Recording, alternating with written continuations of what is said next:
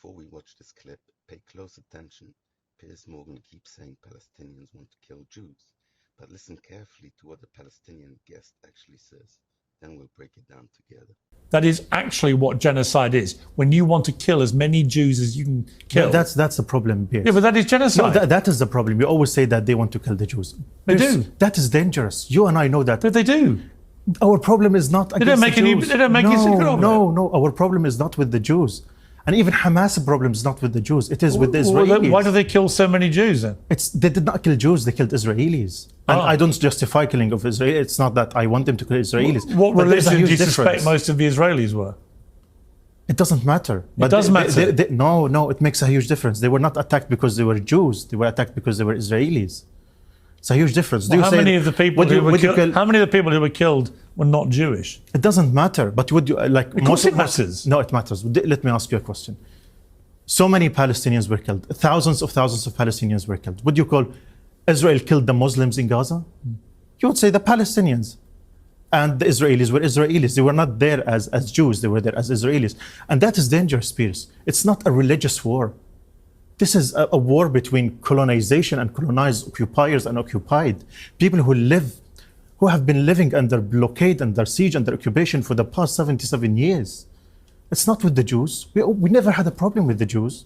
We love the Jews as much as we love the Christians. But you have a problem with Israelis? Of course, we have a problem with the Israelis as occupiers. How can you say you have no problem with the Jews, but you have a problem with the Israelis? Given that most Israelis are Jewish. I'm just astonished that you can't make the difference between the Jews and the Israelis, Piers. And you say it's because they're Israelis, not Jewish. Because they're occupiers, because they occupied our country. And they're Jewish. No, just because they occupied our country. Because they're colonizers. Because they came to our country, kicked us out in 1948, and they killed thousands of Palestinians, including my grandparents.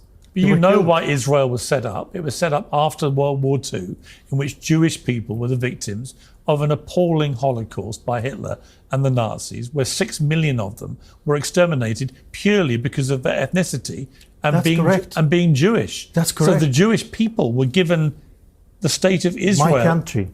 Well, okay, I understand that. Listen, I understand that argument. I understand the whole history and the whole argument. But it wasn't Israelis given that place. It was the Jewish people. Yeah, but who are you to give the Jewish people my country?